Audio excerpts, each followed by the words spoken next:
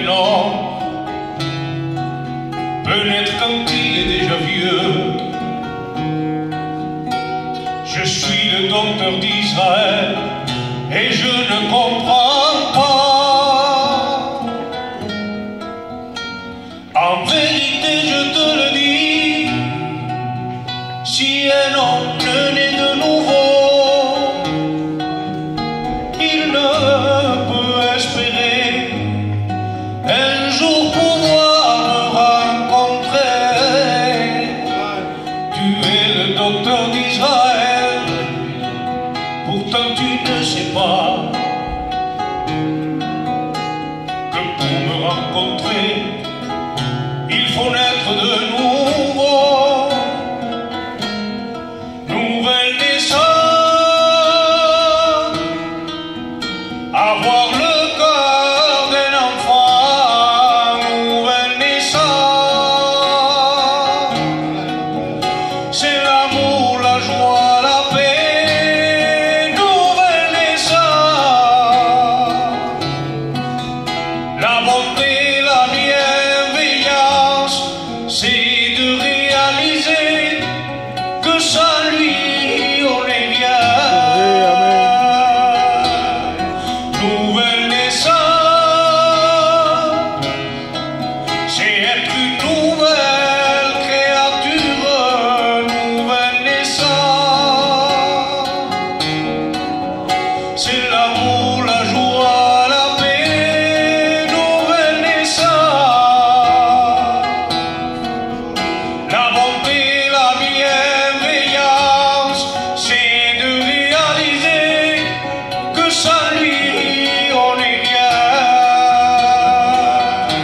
Je veux diminuer pour qu'il grandisse en moi, être à ses pieds pour l'éternité. Ahora que has encontrado al Señor, eres una nueva criatura. Ahora todo ha pasado y ahora tienes una nueva vida. Tú eres el doctor de Israel y no entiendes estas cosas, que para encontrarme tienes que nacer de nuevo. El nuevo nacimiento, tener el corazón de un niño. El nuevo nacimiento es el amor, el gozo y la paz. El nuevo nacimiento es la bondad y la paciencia.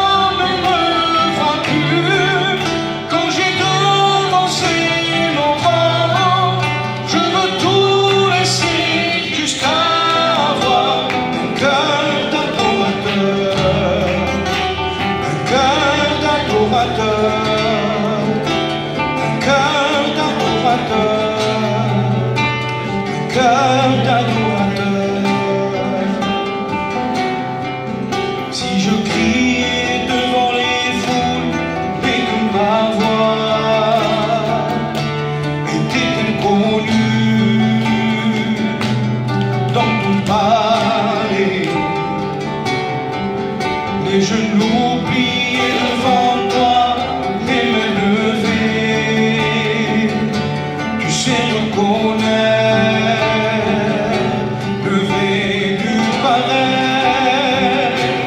Ce que tu cherches va bien au-delà des titres. Moi je veux chanter comme David et paraître encore plus vil que cela.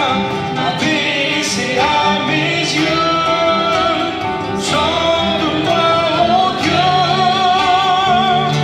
connais mon cœur et vois si tu peux y trouver un cœur d'adorateur, un cœur d'adorateur, un cœur d'adorateur, un cœur d'adorateur, un cœur qui te désire, un cœur qui te recherche, un cœur qui s'humilie, un cœur d'adorateur, un cœur qui te désire, un cœur qui te recherche, un cœur qui s'humilie, un cœur d'adorateur. Gloire à Dieu. Je lisais ce passage là avant de monter. Lorsque Dieu a créé, il y a des choses qui ont sorti de suite. À partir de la création, que Dieu a créé l'homme et la femme, il y avait d'abord l'avertissement de Dieu. Il y a ce mot qui est sorti de la part de Dieu. Tu pourras manger, Genèse chapitre 2, et verset 16. L'Éternel Dieu donnant cet ordre à l'homme, tu pourras manger de tous les arbres du jardin, mais tu ne mangeras pas l'arbre de la connaissance du bien et du mal. Car le jour où tu en mangeras, tu mourras. Deuxième chapitre déjà, il est question de mourir. Il vient d'être créé et il avertit, attention, si tu désobéis, tu meurs.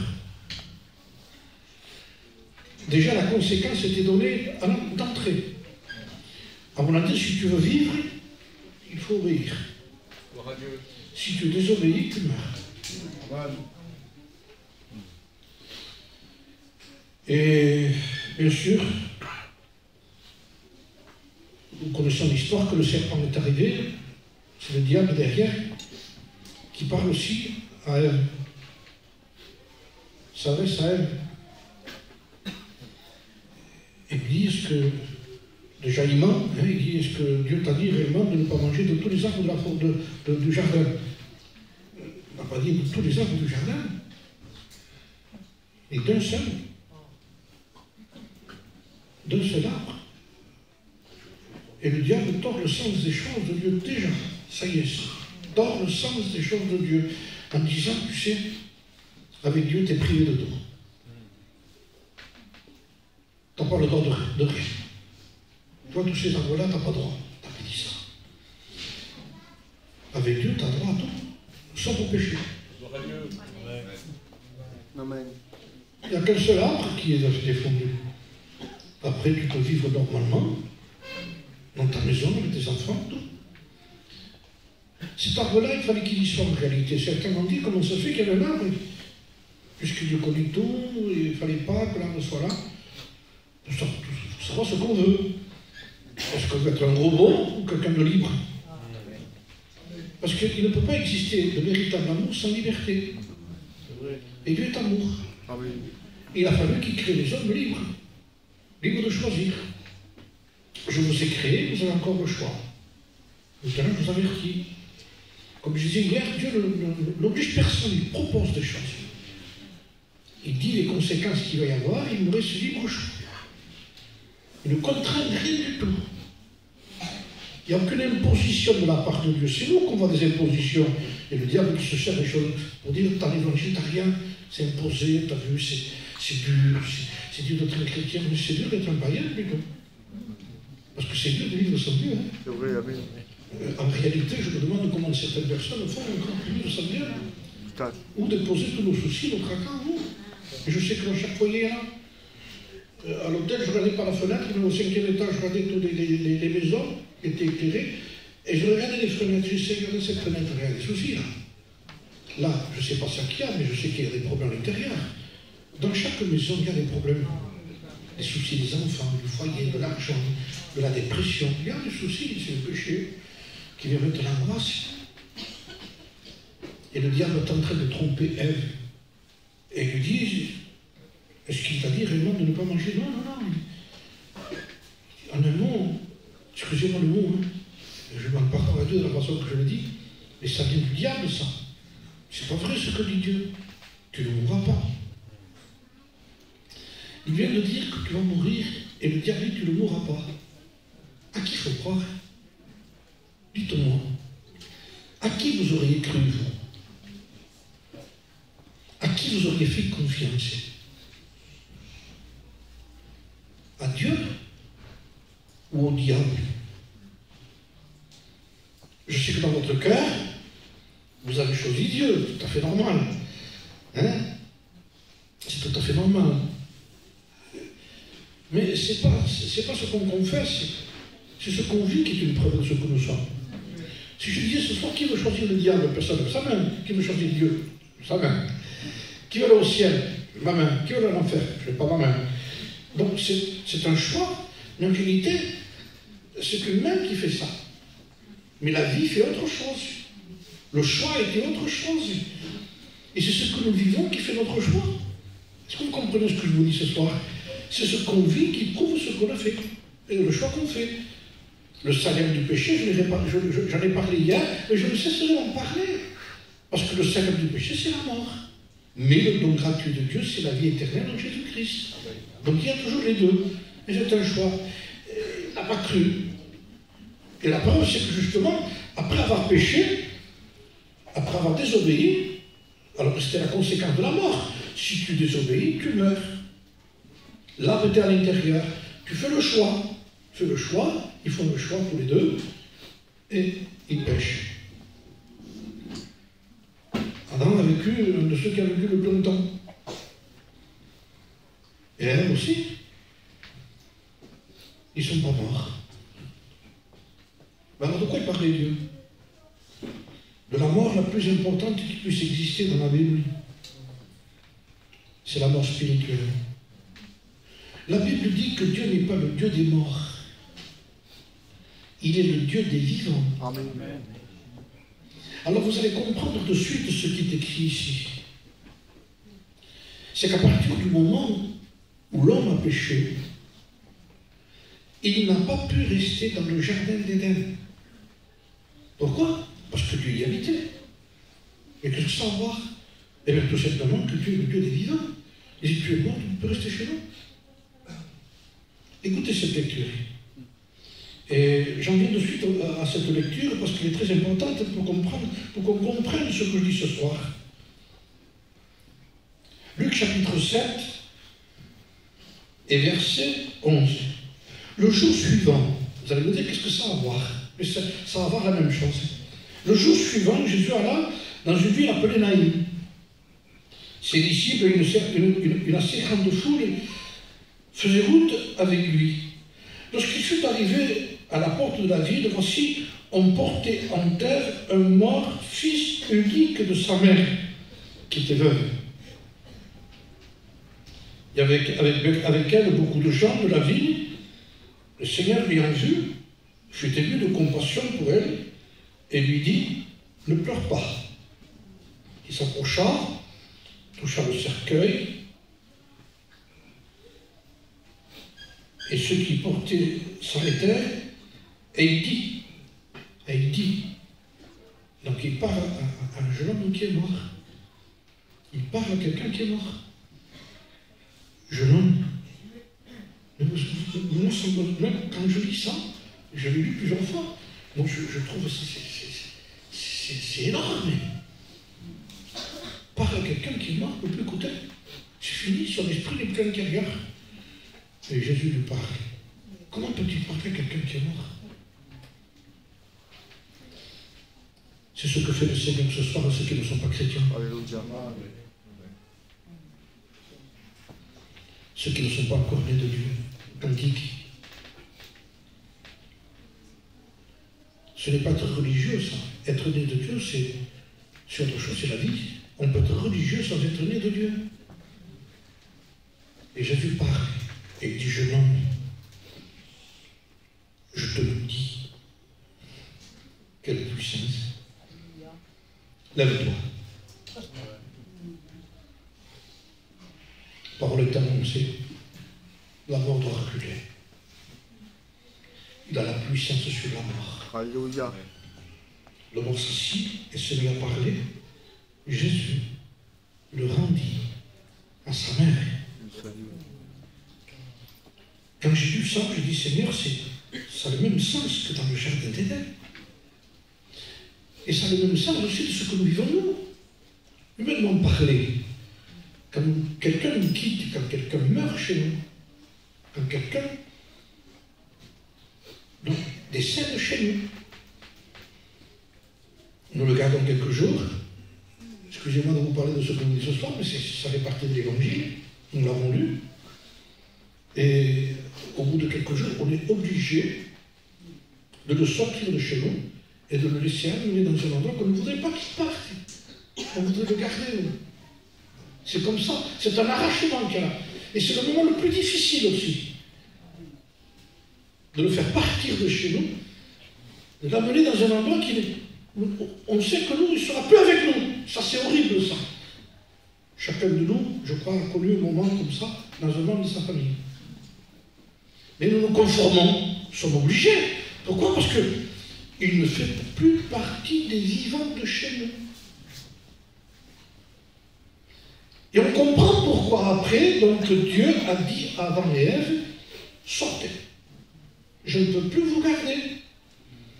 Pourquoi? Parce que de la même manière que nous, ça nous arrache les entrailles de prendre quelqu'un et de l'accompagner dans un endroit qui s'appelle un cimetière et de le laisser là-bas et de repartir chez nous sans lui. Eh bien, c'est la même image pour Dieu. Ce n'est pas avec joie que Dieu a mis Adam et Ève dehors.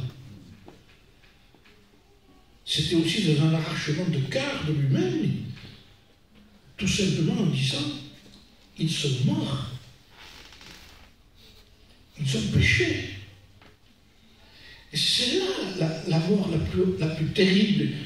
Vous avez vu de quelle façon on adresse nous, quand quelqu'un nous dit, tu sais, un tel, il a un problème, une maladie ou un accident, la première chose qu'on dit, il est mort. Sauvé. Et quand on dit non, ça y est, donc on dit non, c'est pas fini. Donc c'est le sommet mourir. Bien, pour Dieu, ça a été le sommet. Quand l'homme est mort. L'homme est mort. Je ne peux plus lui parler. Il ne peut plus m'écouter. Il ne peut plus m'entendre. On ne peut plus avoir de conversation. Déjà le soir, quand il est venu dans le jardin d'Éden, c'était fini. L'homme a essayé de s'arranger à sa façon, mais ça ne marche pas. Tu es mort. Tu as péché. Il y a un salaire.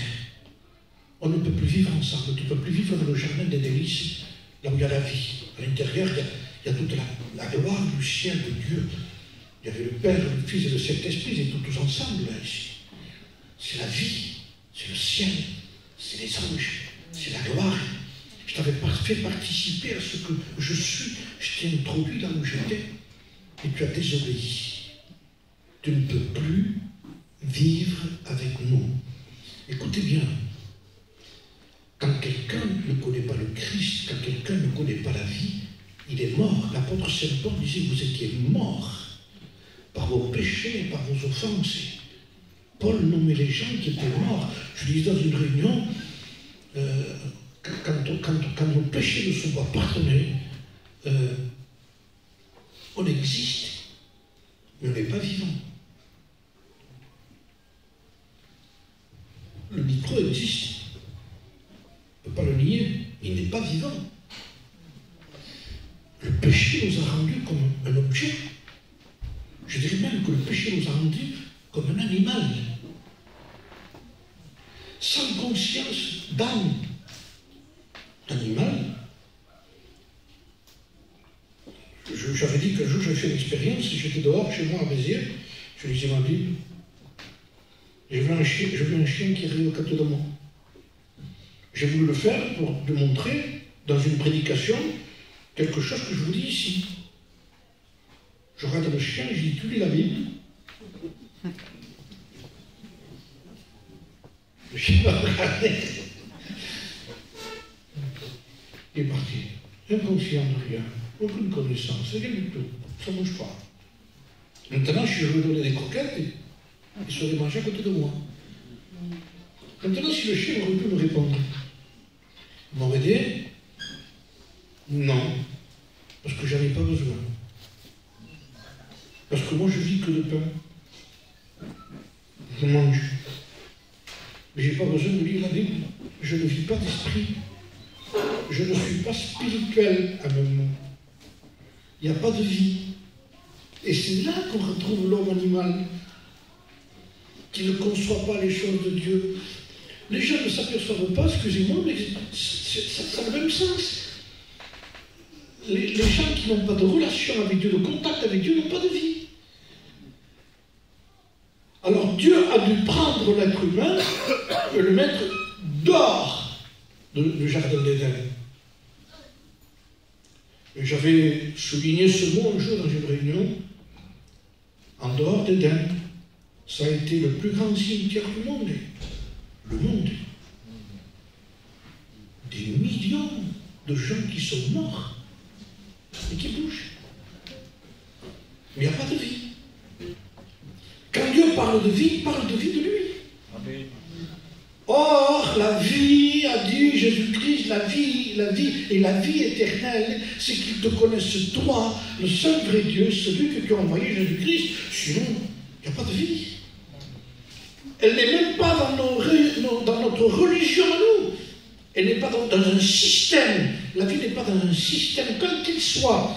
Évangélique, catholique, protestant, tout ce que vous pouvez nommer. Il n'y est pas. La vie, c'est autre chose. C'est lui. La vie a un nom. Jésus, Dieu, le Saint-Esprit, le ciel, les choses de Dieu. Condamnation. Le châtiment est tombé, séparé de Dieu pour toujours, fini, terminé. Qu'est-ce que ça a à voir avec ce que je vous ai lu ici? Mais c'est un peu la même histoire, quoi. Sauf que c'est arrivé à une femme et ça devient un peu plus clair pour nous. C'est une femme qui vient de perdre son fils. Elle était veuve déjà. Donc déjà, c'est l'angoisse. Parce qu'elle sait déjà qu'il faut qu'elle l'enlève de chez elle, qu'elle l'amène dans un endroit. Et arrive le jour. Alors il y a des gens qui veulent la consoler. Qu'est-ce que fait le péché?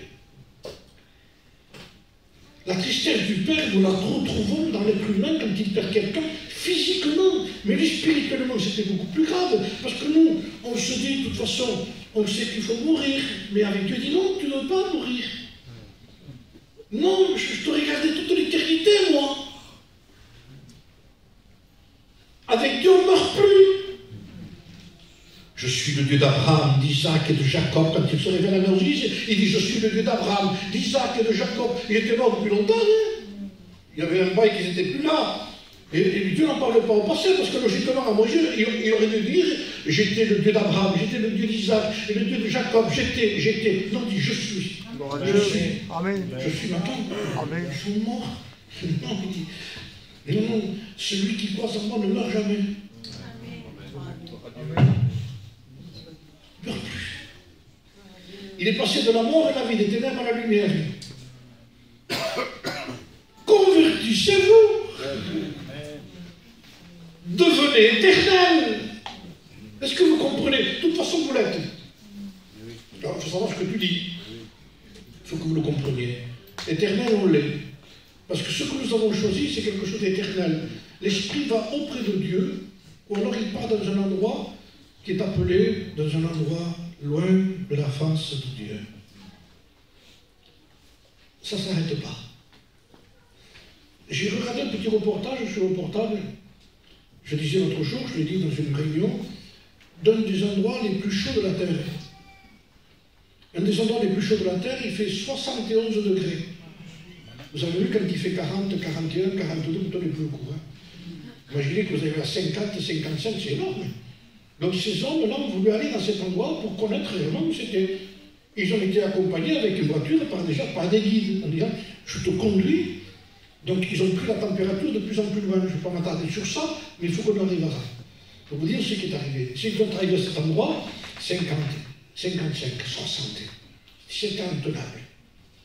Alors, ils ont voulu, il dit, mais là, on ne peut pas aller plus loin, il dit. Moi, je vous attends ici. C'est vers là-bas qu'il faut aller. Ils ont pris la direction à pied. Et, recommandation, vous n'avez que très peu de temps pour y aller. Revenez de suite. De toute façon, je ne pouvais pas vous attendre, il faudrait que je parte. C'est la mort. Et cet homme sort et il donne l'expression de ce qu'il ressent. Et j'entendais ça. C'est irrespirable. Je ne peux plus respirer, c'est brûlant. L'air. 71 degrés. Il dit c'est intenable. Je sens que mon corps se fond, je sens que c'est une angoisse, je sens la chaleur, je n'arrive pas. Alors, sa solution, ça a été de retourner, d'aller vers la voiture. Et quand il est monté, ils ont pu partir. Et quand j'ai lu ça, quand j'ai écouté ça, j'ai dit, Seigneur, mes enfants, pourquoi je savoir ça? Parce qu'à l'enfer, c'est pire que ça. Il y a une solution pour cet homme. Il faisait que 71. À côté de l'enfer, ça n'a rien à voir. C'est un endroit, un lac, un étang de feu. Je vous en supplie, croyez-le. Alors c'est pour ça que moi j'ai poussé ce cri vers Dieu de suite. Mes enfants, Seigneur. Il a eu le temps de retourner à la voiture, je suis reparti chez eux. Mais là, je dis, quand quelqu'un quitte son corps sans avoir fait la paix avec Dieu, c'est terrible. C'est pour cela que Dieu a gémi en un mot. Il y a eu, si tu pêches, tu mourras. Même s'il a voulu s'habiller après à Adam et Ève, il dit non, c'est trop tard. Tu ne pourras pas te présenter devant moi avec un habit religieux, ça ne marche pas non plus. Il dit, ça ne marchera pas. Parce que déjà, c'est né déjà en Éden, ça. L'habit qu'ils se sont fabriqués, c'est un habit pour se rendre présentable à Dieu. Et nous avons tous tendance à chercher une religion qui nous rend présentable à Dieu. Quelques offrandes, quelques bienfaits, quelques gentillesses. Et c'est pas ça, il dit. Tu ne peux pas. Le rachat de l'homme est trop cher, il n'aura jamais Dieu. Alors, la crainte de la mort est née. Ne me dites pas, dans la mort physique, il y a une peur. Logiquement, je dois vous faire peur. Parce que le diable est arrivé à nous enlever la peur de la mort. Il faut attendre. Mais Dieu nous l'a ramené cette peur, cette crainte. Pourquoi? Parce que nous allons réfléchir. Si nous avons une crainte de la mort, mais il ne faut pas y penser. De toute façon, il ne faut pas y penser parce qu'il ne faut pas penser à ça. Il dit, oui, pensez-y. Oui, pensez-y. Parce que si tu y penses, tu vas avoir une certaine crainte de Dieu. Tu vas commencer à avoir peur. Alors comment je fais? Je suis pas présentable. Non, tu n'es pas présentable. Alors comment je ferai? Tu ne peux pas te présenter devant Dieu. Qu'est-ce qui va t'arriver? C'est être séparé de Dieu pour toute l'éternité. Fini, terminé. Il n'y a plus rien à faire. Et dans cet endroit, c'est là où on le prie le plus. C'est là où les gens prient le plus. Ici, on n'a pas le temps de prier. Je vous promets que là-bas, ça prie. C'est l'évangile, ça. On n'est pas chrétien pour aller un peu mieux. On est chrétien pour être sauvé. On se convertit au Christ pour aller au ciel. Et pour fuir l'enfer. L'enfer n'a pas été créé pour nous. Il a été créé pour Satan et pour ses anges, mais pas pour l'être humain, pas pour nous. Dieu nous sert autre chose pour nous. Je viens de lire un passage, et j'en reviendrai à ce que j'ai lu ici. J'ai dit, Seigneur, mais que c'est beau ce que tu as fait ici. Je vais vous le lire, parce que c'est un peu compliqué. Alors je dis, je ne prêche pas l'évangile compliqué. Mais je dis, c'est tellement beau que je vais essayer de faire doucement pour que vous le compreniez. pour démontrer ce que Christ a fait, jusqu'où il a été. Alors, j'arrive dans l'Épître aux Hébreux. Écoutez bien. Chapitre 2. Et il est question de Jésus-Christ. Chapitre 2 et verset 14. Je prendrai à la fin du verset 13. Il dit encore au sujet de Jésus, au sujet de Jésus. Me voici, moi et les enfants que Dieu m'a donnés. Parle de lui et de ce que Dieu lui a donné.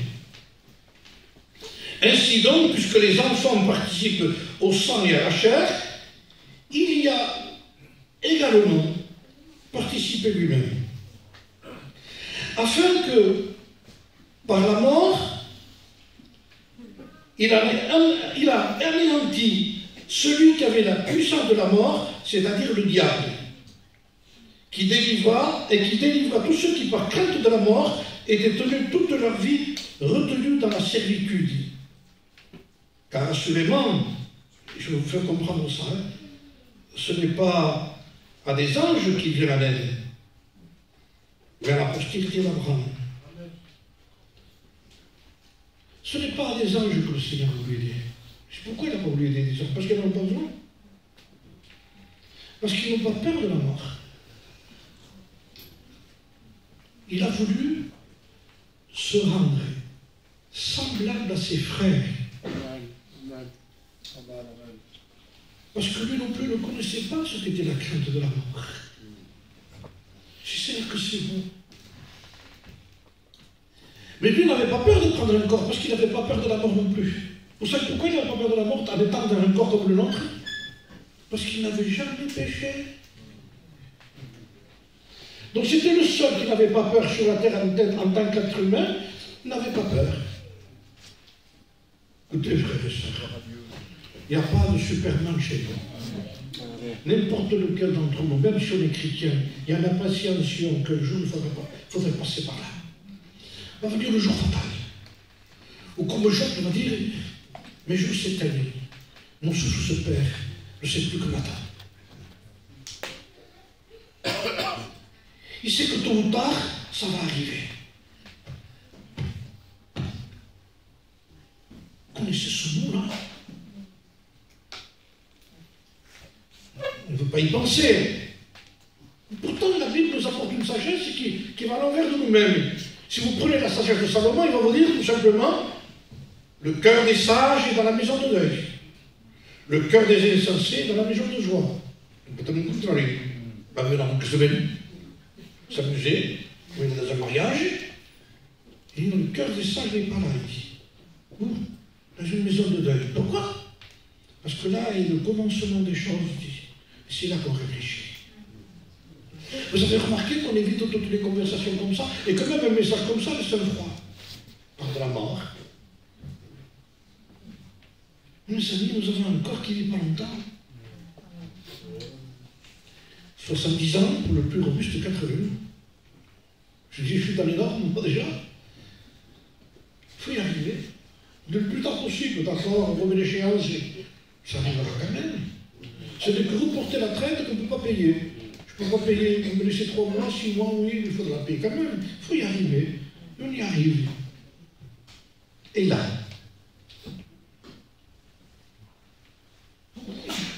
là, s'il y a le péché, je vous promets que ça va être terrible. Alors, lui s'est rendu semblable à ses frères. Il dit, ferons-moi encore. Il n'est pas venu nous étudier, Jésus. Dieu non plus. Un jour, j'ai vu des émissions sur, vous avez dit que ça va voir, sur les fourmis. Vous avez vu, ils mettent des caméras à l'intérieur, ils vous disent, ça c'est la reine, ça c'est les guerriers, et comment ils savent tout ça? Ils les ont étudiés. Mais c'est vrai, ils ne se trompent pas.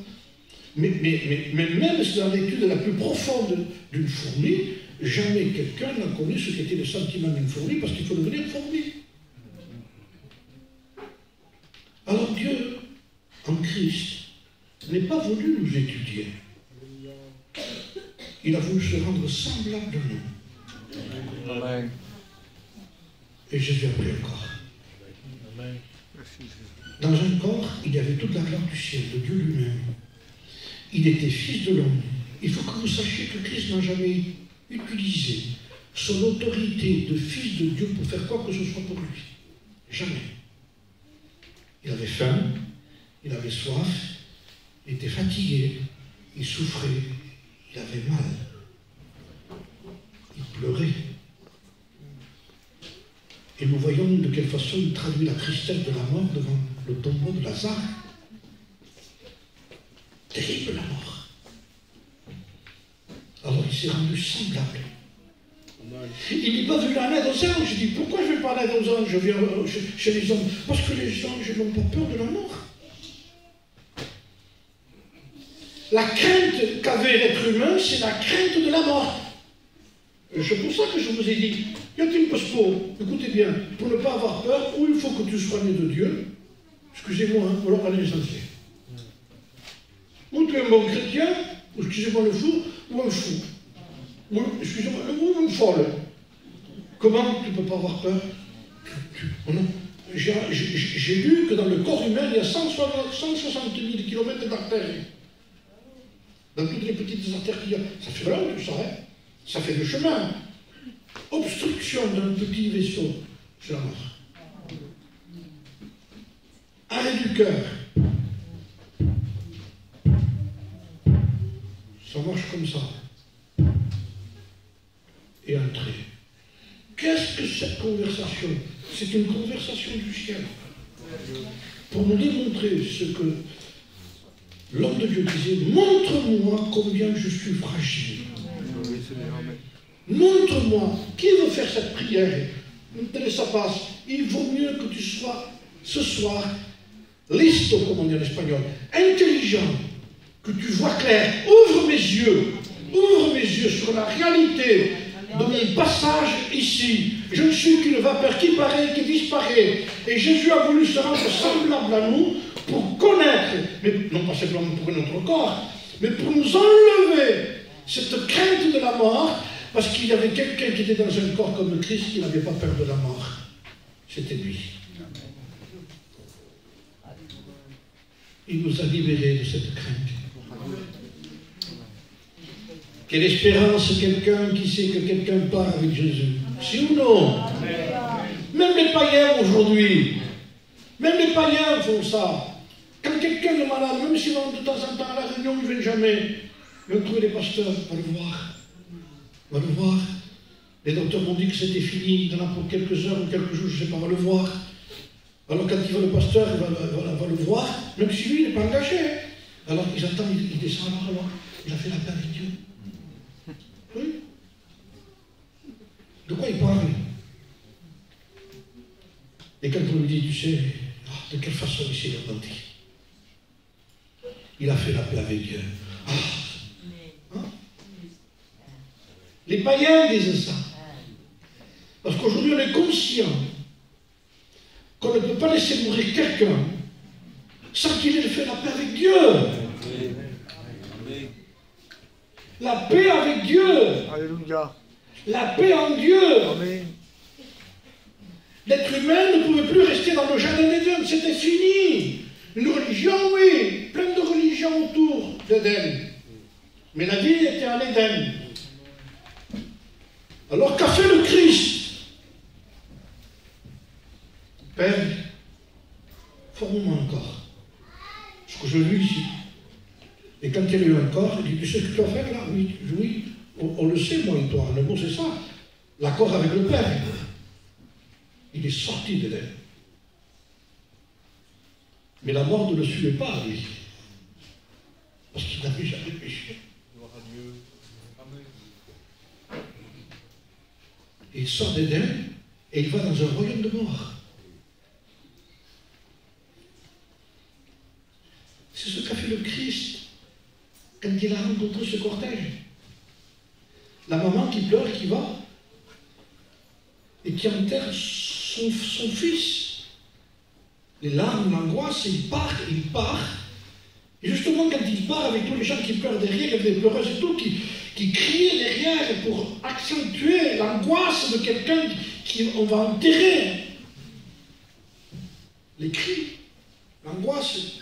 Et quand elle sort, à Naïm, elle sort de Naïm, cette ville, tout d'un coup, elle arrive dans notre cortège. Christ en tête. Christ en tête. Christ qui a pris la forme d'un corps. Alléluia. Christ, Jésus-Christ, notre Sauveur bien-aimé. Celui que nous prêchons ici. C'est pour ça que le local est ouvert. Pas pour avoir du monde ici, ça ne sert à rien, ça. Pour prêcher le Christ. Ça peut se faire dehors, n'importe où, à une personne tout seul dans un coin.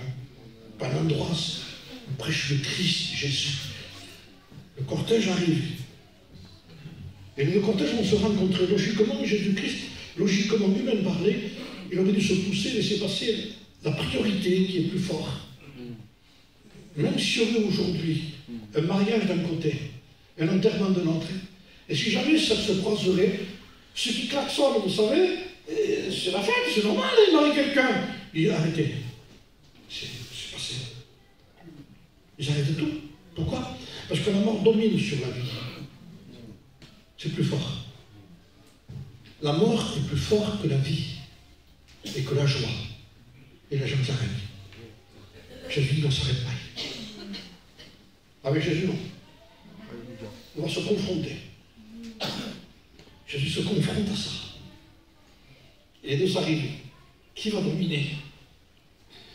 Maintenant, écoutez ces textes-là. Si. La mort. 1 Corinthiens chapitre 15 et verset 54 a été englouti dans la victoire. C'est beau, hein? Les frères et sœurs, c'est l'éternité avec lui.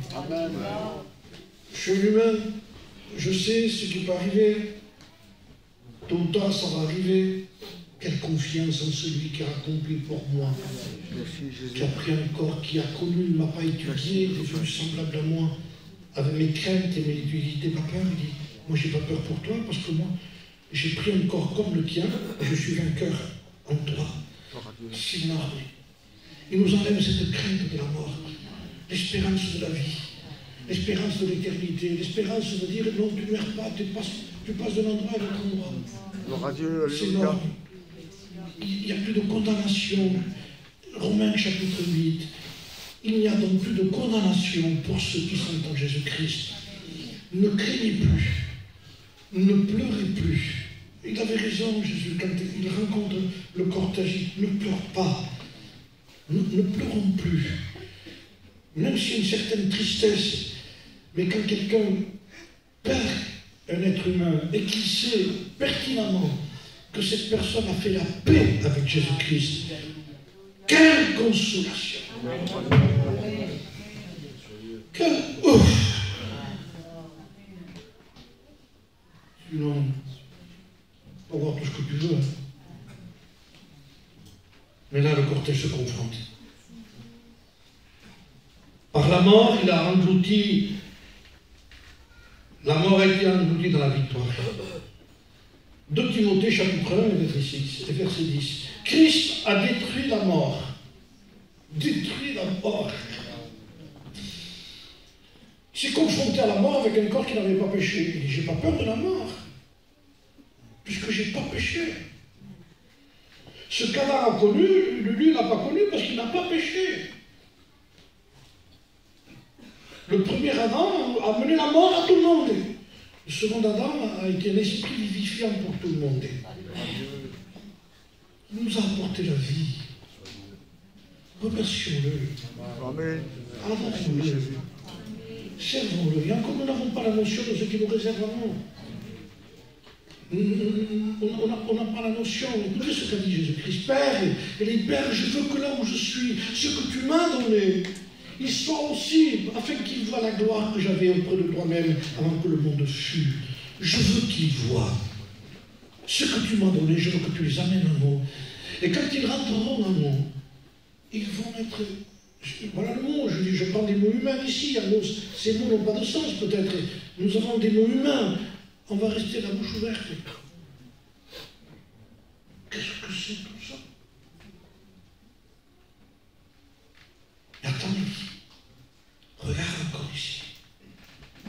Vous verrez Abraham, Isaac et Jacob. Et vous verrez le trône, où il y a des éclairs autour. Et je vis un trône, dira Jean. Quand la porte a été ouverte dans le ciel et qu'il a été porté à vous, la première chose qu'il voit, c'est un trône. Et celui qui était assis. C'est là que Dieu nous amène. Amen. Il y a plus à pleurer quelqu'un qui reste. Vous savez, j'avais assisté à la veille de la mort de quelqu'un. C'était un juif. Il habitait à côté d'Agde. Et à cette époque-là, il avait contacté le sida parce qu'il s'était piqué. Vous savez qu'il y avait un fléau sur ça. Il s'était injecté, il avait été contaminé. Il avait eu le sida, il avait transmis à sa femme, à ses enfants. Sa femme est morte. Et quelques temps plus tard, son petit-fils de quelques années est mort aussi. C'est un chrétien. Il était en veille de mourir. J'étais à côté du lit, il y avait Ricky avec moi. C'était un juif, il était jeune, il avait 35 ans, ou 38 ans. Et il était à côté de lui, il se met à rire à un moment donné. Il est dans le lit, il se met à rire. Et il me dit, vous vous demandez pourquoi je ris? Oui, parce que ça fait pas rire quand même. Il me dit, parce que vous êtes plus malheureux que moi. Les malheureux, c'est vous. Dis-moi, je pars. Et vous, il faut que vous restiez. C'est hors de sens. C'est l'évangile. L'évangile est hors de sens. Hors humain. Hors compréhensible. Ça dépasse tout ce qu'on vit, tout ce qu'on apprend, tout ce qu'on sait. Et à ce moment-là, on va éprouver certaines choses que jamais nous n'aurions pu penser. Entrez dans une félicité éternelle. Ne vendez pas votre conscience, votre âme pour quelques années. Ça ne vaut pas le coup. Et même si vous dites 90 ans, écoutez bien, arrive un moment donné qu'après on ne se souvient plus de rien. On ne connaît plus même les nôtres. Et vous le savez que ça arrive de plus en plus. On perd la mémoire. Dis qui est-ce? Ça m'est arrivé ce matin vers quelqu'un, je ne dis pas qui, on est passé avec ma femme, et on ne se connaît pas, tu ne les connais pas? Il dit non. Il s'est pas dit, ah oui. Parce qu'il m'avait dit, mais perd la mémoire. À quoi ça sert de vieillir, n'a pas peur? Vous savez la vie. Je ne veux pas une leçon de morale, mais c'est 30 ou 40 ans que vous avez à partir que vous avez 20 ans ou 30 ans. Et quand on arrive à 70, 75, je dis voilà, voilà, on est dans un coin, c'est fini. On se demande pourquoi on est là même. Est-ce que vous imaginez le temps qu'on a perdu, tout ce qu'on perd, à quoi ça sert? Pour quelques années, qu'est-ce que je perds ici? Mais moi, je suis jeune, moi je profitais. J'ai entendu des gens, écoutez bien, ça c'est énorme, ça c'est énorme. Dire à leurs enfants, qui soi-disant étaient des chrétiens, soi-disant, et dire à leurs enfants, il ne faut pas qu'ils se convertissent à quoi, il faut qu'ils connaissent un peu plus les choses de la vie. Attends, tu connais Jésus, toi, ou quoi? Tu veux que ton fils connaisse le péché avant? Tu n'as rien compris, hein? Alors je te demande de te repentir toi aussi, et de demander pardon à Dieu, et de naître de Dieu. Le cantique, tu sais pas ces choses? Le cortège se rencontre, le cortège est englouti par la vie qui est de Christ. Christ a détruit la mort et a mis en évidence la vie et l'immortalité par l'évangile que je prêche aujourd'hui. Christ a détruit la mort et a mis en évidence la vie et l'immortalité par l'évangile. Énorme! C'est énorme ce que je vous dis ce soir ici. Et je veux dire la comparaison que je fais ici par rapport à ce que je vous dis, c'est énorme. Pas par rapport à moi qui prêche, mais par rapport à l'évangile que je prêche. C'est ce que je prêche qui porte la vie, pas celui qui le dit. Manico disait, quelle porte la couleur d'un téléphone? La principale, c'est la voix qui passe. Et c'est une raison, ça. Je vous compare ce que dit la parole de Dieu parce qu'elle prouve la parole de Dieu, ce que je vous dis. La Bible parle de deux hommes qui sont morts. Un qui a quitté la terre, il a été dans le séjour des morts, et l'autre a été dans le sein d'Abraham. Il y a une conversation que le Seigneur nous fait savoir. Alors, le ciel et la terre, ou le tourment, quoi. Il dit, envoie Lazare, envoie celui qui est en haut, parce qu'il y a une conversation, et j'ai 5 frères, il dit, qu'il aille leur dire que c'est vrai ça. Le ciel répond. Ils ont Moïse et les prophètes. Ils ont la parole de Dieu. Ils les écoutent. Non, il dit. Encore, il n'est pas d'accord. En enfer, il n'est pas encore d'accord. Je comprends pourquoi il dit encore. Hein? Parce que même là, il n'était pas d'accord. Donc, pensez-vous qu'il était vivant? Jamais d'accord. Pas d'accord. Pas d'accord. Pas d'accord. En enfer non plus, ils ne sont pas d'accord, mais ils sont toujours là. Non. Si va un mort ressuscité, écoutez la réponse du ciel. Et là, j'en viens à ce que je vous dis ici. S'il ne croit pas à la parole, à ce que je dis ici, même si on m'a ressuscité, il ne croirait pas pour autant. La Bible dit ça. Alors moi, je vais vous dire ce que je dis, ici, maintenant. Je suis en train de prêcher. Et si Lazare frapperait à la porte là-bas, et il dit, je peux dire un mot, j'ai dit, tu attends. Je suis en train de prêcher l'évangile. Pourquoi tu dis ça, Xavier? Parce que la Bible dit. Parce que la Bible me dit que même s'il vient qui ressuscite, il se convertira pas pour autant. Si vous ne vous convertissez pas avec ça, vous n'avez pas de solution. Si vous ne croyez pas ce que je vous dis, il n'y a pas de solution. Je n'ai pas de solution, il n'y a pas de solution. Même si on voit le plus grand de tous les miracles, l'évangile est le plus grand miracle que Dieu nous ait laissé. Un homme de Dieu a dit, les Écritures sont en page imprimées ce que le Christ est lui-même. Pareil. Mettez Jésus, les Écritures, ce qu'a dit Jésus, ce qu'a dit Paul, les Écritures sont en page imprimées ce que le Christ est lui-même. Père, ils ont gardé ta parole. Amen. Le cortège se rencontre, et c'est là que vient la gloire de Dieu. Écoutez bien, il faut que je fasse ce texte, c'est fini. Écoutez ce qui est écrit, c'est une merveille. Par sa mort, il a anéanti celui qui a la puissance de la mort, c'est-à-dire le diable. Et c'est là qu'en prenant son corps, le corps de ses frères, il dit, moi me confronter au diable, péché, à celui qui a la puissance de la mort, à ceux qui par crainte de la mort ont été toujours captifs. Peur, peur, peur, peur de quoi? Peur de mourir. Mais disons-le. Peur de mourir, peur de nouvelles d'un docteur, peur de conduire, peur de tout. Mais moi, j'ai pas peur. Je te dis, ou tu es bon chrétien, tu es insensé. Parce qu'il faut avoir peur. La preuve, c'est que le diable ne veut pas qu'on y pense, jamais. Il ne veut pas qu'on pense à ça. Il ne laisse même pas penser dans le supermarché et à la musique. En rien, il veut qu'on y pense.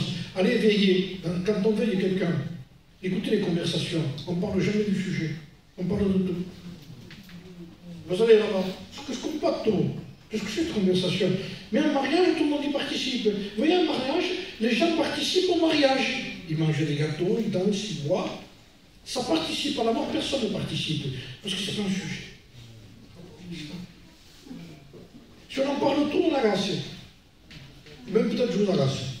Elle va ouvrir. La mort, la mort, la mort. Oui, c'est possible. Mais je vais mieux vous déranger. Parce que de toute façon, je sais qu'on prêche très peu ça. Et pourtant, c'est pour ça que Christ est venu. Par sa mort, Christ a anéanti celui qui avait la puissance de la mort, c'est-à-dire le diable. Parce que Christ est mort. Il est ressuscité, lui. La mort ne pouvait pas le garder. C'est le seul endroit où à la Toussaint, personne n'amène des fleurs. Parce qu'il n'y a personne. La mort a dû le rendre. On ne peut pas garder. On ne peut pas garder quelqu'un qui est vivant. C'est Christ. Il a vaincu la mort. Quelle puissance Christ, Seigneur. Comment ne voulez pas... Attachez-vous, il dit, à ce que vous avez entendu. Liez-vous à lui. Gardons-le. Gardons-le, parce que de toute façon, même si on est accompagné de beaucoup de monde, la Bible dit, quand tu passeras dans la vallée de l'ombre de la mort, tu es tout seul. Personne ne te suit. Ton compte en banque reste à la banque, ton argent, ça reste pour tout seul tour, personne ne met quelque chose dedans, tu restes tout seul, tu n'as plus rien. Plus rien!